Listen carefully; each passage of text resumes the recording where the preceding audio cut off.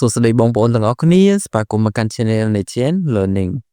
ថ្ងៃនេះខ្ញុំនឹងបង្ហាញបងប្អូនទាំងអស់គ្នាអំពីរបៀបទាញយក script ឬក៏ subtitle ពីវីដេអូនៅក្នុង YouTube ដោយប្រើ Downsub វាពិតជាមានប្រយោជន៍មែនទែនសម្រាប់បងប្អូនចង់រៀនភាសាឬក៏យក script នៅក្នុង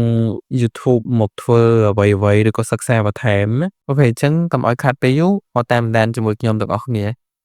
ជាដំបូងបងប្អូនបើក browser បងប្អូនមកមិនថា Chrome ឬក៏ហើយផ្សេងទេបន្ទាប់មកបងប្អូនចូលទៅកាន់ website មួយ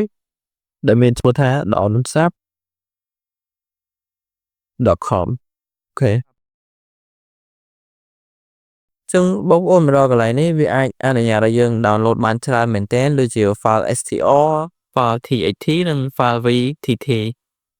ចឹងរបៀបប្រើប្រាស់បងប្អូនគ្រាន់តែ copy link វីដេអូណាមួយដែលបងប្អូនចង់បាន subtitle ឬក៏ script ហ្នឹងបន្ទាប់មកបងប្អូនយកទៅ pass កន្លែងនេះអូខេអញ្ចឹងខ្ញុំឧទាហរណ៍វីដេអូនេះមួយចុះវីដេអូនេះគឺជាវីដេអូរបស់ខ្ញុំអញ្ចឹងខ្ញុំជួយពាក្យ download មកអូខេបន្ទាប់មកវានឹងឃើញកន្លែងនេះបងប្អូនវាកំពុងតែដំណើរការអូខេកន្លែងនេះវាអាចអនុញ្ញាតឲ្យយើង download ជា file str ក៏បានសម្រាប់បងប្អូនប្រើជាមួយ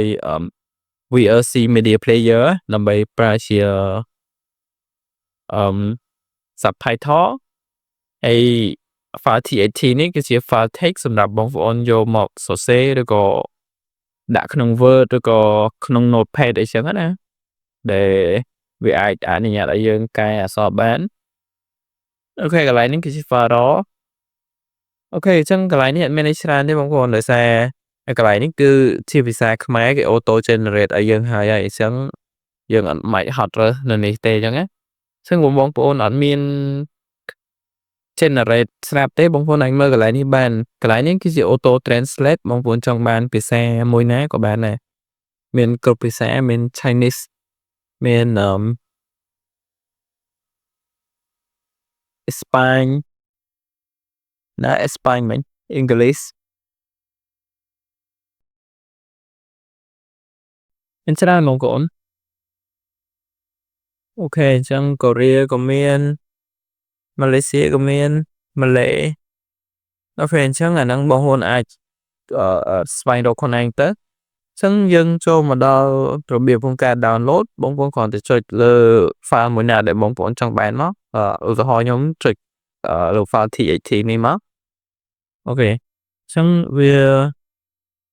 នឹងធ្វើការ download ឲ្យយើងហើយអូខេនេះបងប្អូនអញ្ចឹង download មកហើយ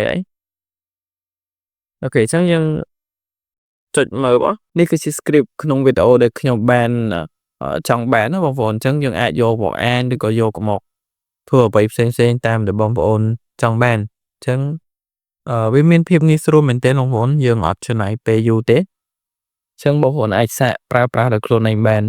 អញ្ចឹងវីដេអូថ្ងៃនេះមានតែប៉ុណ្្នឹងឯងបើបងប្អូនមានចម្ងល់អ្វីអាច comment នៅខាងក្រោមនេះបាន